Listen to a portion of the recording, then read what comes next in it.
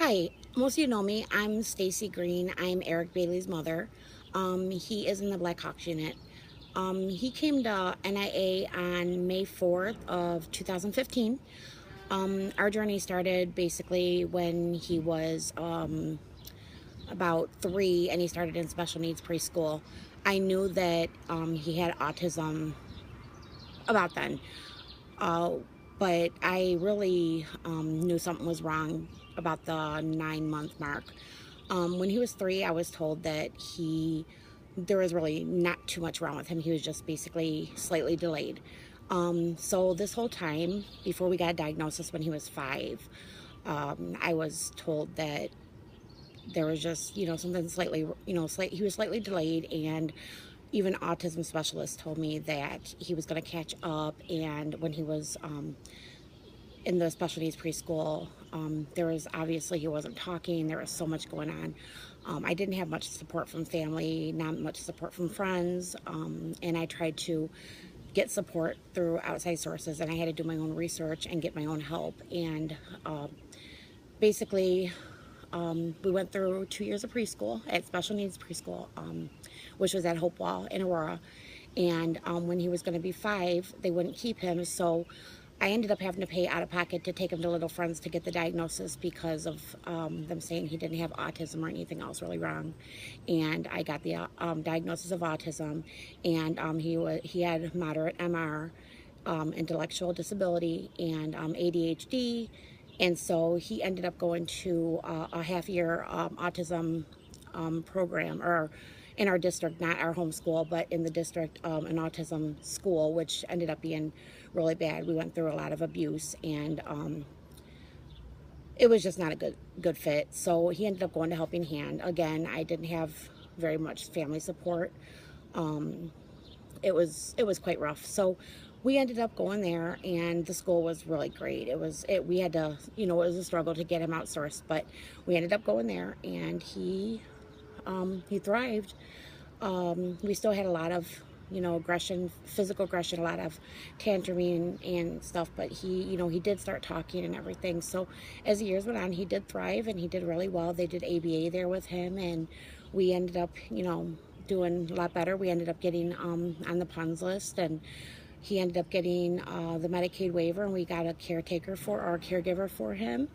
And about right when he was 11, things got really rough. I mean, they always had been pretty bad, pretty rough, but for some reason, when he was about actually 10 and a half, I should say, he started getting really, really aggressive, and it got to be really bad where he was having to be restrained a lot with me and at school, and things just got really intense. And we tried to get him into the hospital a couple times, and we would sit there for hours and hours and be sent home because they said that he was too bad, and basically he was too sick. They couldn't take him because they had no beds, or he was too either too sick or not sick enough. Too sick because they had not enough staff to take care of him, or not sick enough, meaning that he wasn't homicidal or suicidal. Eric doesn't even know what those things are really, so it was kind of hard to even understand where they were coming from. I was beside myself. They wanted to put him in a day program, but basically at Helping Hand, he would be doing the same thing, so that didn't make any sense to us. So we went through that twice. The last time it happened was when my aunt was basically in the hospital dying. She died on the day that we had SAS come. SAS came to our house, and basically the same thing happened. He was either too sick or not sick enough, no beds, or they didn't have enough staff to take him because he just was too much to handle, or he wasn't suicidal or homicidal. They wouldn't take him. So I basically spent that whole week, every single day, going to the hospital, having them come check him out, and I got the same answer all week long. I finally checked a hospital in Terre Haute, Indiana, and SAS checked them out. I checked the hospital myself, and SAS checked them out, and on that Friday. So we went Monday through Friday every single day, or actually Sunday through Friday every single day. I went to the hospital or had them come to us to have Erik checked out, and got the same answer. So that Friday morning, me and my brother drove to Terre Haute, Indiana, and they admitted Erik, and Erik was there for 2.5 weeks. In that 2.5 weeks, he went through abuse. It was horrible. We went to see him one weekend, and he was basically incoherent. I was told it was just because of the medication wash. I called his pediatrician, and his pediatrician said to keep an eye on it, which I did. It was unreal. I was told that I needed to come get him, that there was nothing more they could do, and that I needed to look for long care care for him. And I was told this over the phone. It was just very upsetting. I went to get him, and 2 days later, he was just in a really bad spot. We took him to Mercy emergency room on my daughter's birthday, November 15th, and found out that he had toxicity of Depakote in his system.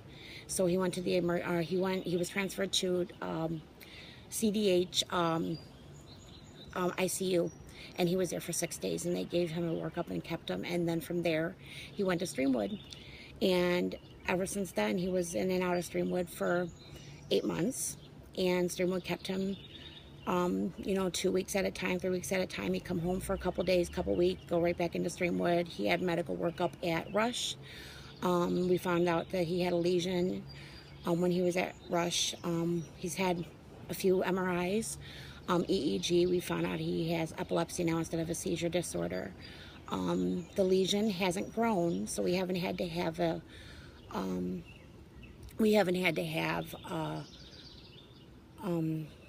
biopsy, and it's in a really bad spot to have a biopsy. However, we do now know that the lesion has caused issues such as balance problems and his hands not functioning correctly sometimes.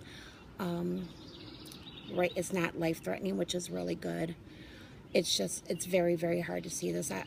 Erik is such a fighter, and I've been right with him through the whole thing, and I've been there, and I mean, he's just something else, and he's taught me so much. Where I'm at right now is I would be nowhere else, because I love working with these children. I'm an ABA therapist, and I work with these children, and I love it. He's my everything. And so basically, after all this happened, he was about 8 months in, and he came home and he attacked my daughter. We had to call the ambulance.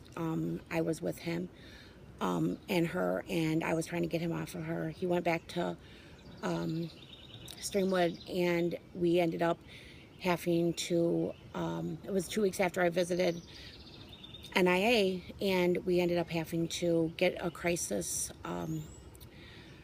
get him into NIA under crisis, because it was a bad situation, and he went from Streamwood right to NIA.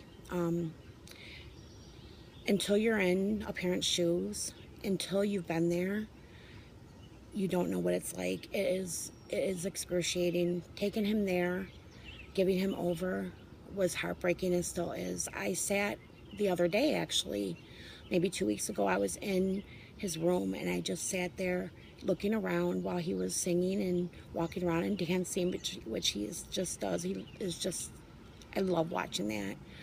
I just sat there and looked around and thought, wow, how did we get here? How did we get here?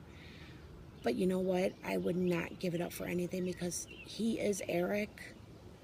He is everything to me, and I wouldn't be who I am without him. I wouldn't be the person I am. I've learned so much from this little boy. I've learned so much. I've grown so much. I've learned to be in the front lines instead of behind, helping. I've learned to be in the front lines, wanting to do more than I've ever thought I could ever do in my life. And I want everybody to know that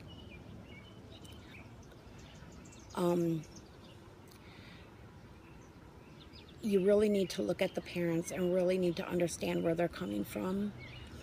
And until you know how it is, you need to kind of learn to feel and to learn how to understand where they're coming from and how it is to walk in their shoes, or maybe kind of try to put yourself in their shoes, because it is a very, very tough spot to be in.